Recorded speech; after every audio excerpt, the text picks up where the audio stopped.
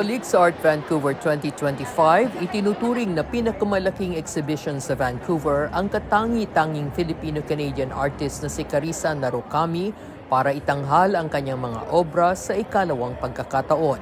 Si Narukami na na-diagnose ng autism spectrum disorder ay ikinokonsidera na isang natural-born artist o yung may natural na talino sa paglikha. Nadiskubre ng kanyang inang si Janet ang talento ni Carissa noong bata pa lang siya. Nadaanan namin yung carnival. Ang nangyari, nadaanan namin huminto, and then pag-uwi ng bahay, dinrawing niya ang buong carnival. May octopus, mayroong Ferris wheel, maraming mga tao. Talagang kung ano yung kuha ng parang talagang photographic memory. Mayroong topographic memory si Carissa kaya't madali niyang matandaan at maipinta ang eksaktong mga bagay na kanyang nakita.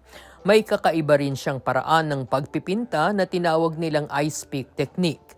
Nang mapili ang kanyang artwork sa mga ilalagay sa isang time capsule na dadalhin ng NASA sa buwan, lubos itong ikinasiya ng kanyang pamilya. Naglanding ito sa buwan nito lang Marso. May dagdag ding artwork mula kay Carissa ang dadalhin rin ng NASA sa buwan sa darating na Disyembre. Hindi ko maipapaliwanag yung naramdaman ko noon. Napaiyak ako.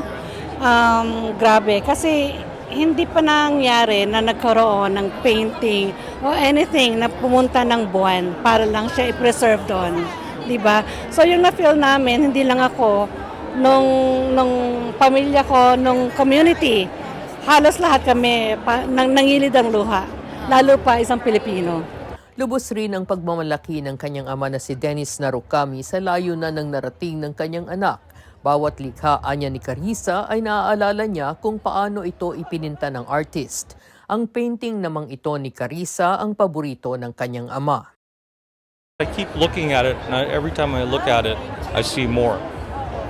Since the last time I looked at it, there's always something else different you see whenever you look at her paintings, which is kind of neat. Natutuwa naman si Carissa sa mga naipinta niya para sa exhibit na ito at nagpahiwatig rin siya ng plano sa susunod niyang proyekto. I'll do for your watercolor.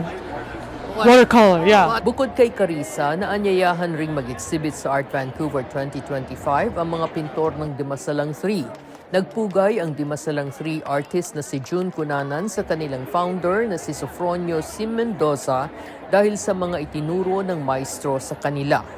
Tinuruan niya yung mga artist to level up, and he shared lahat ng mga secrets niya, and if you look at the works of yung mga estudyante niya, it really is amazing, and it can compete with other artists, like international artists in the world, all because of Tito Sim's teaching and knowledge.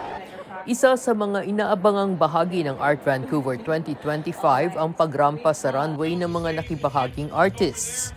Kasama sa mga bumandera dito ang mga Filipino-Canadian sa pangunguna ni Carissa Narukami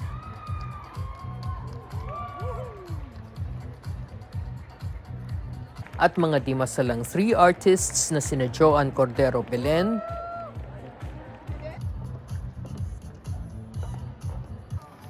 Mary Ann Manuel,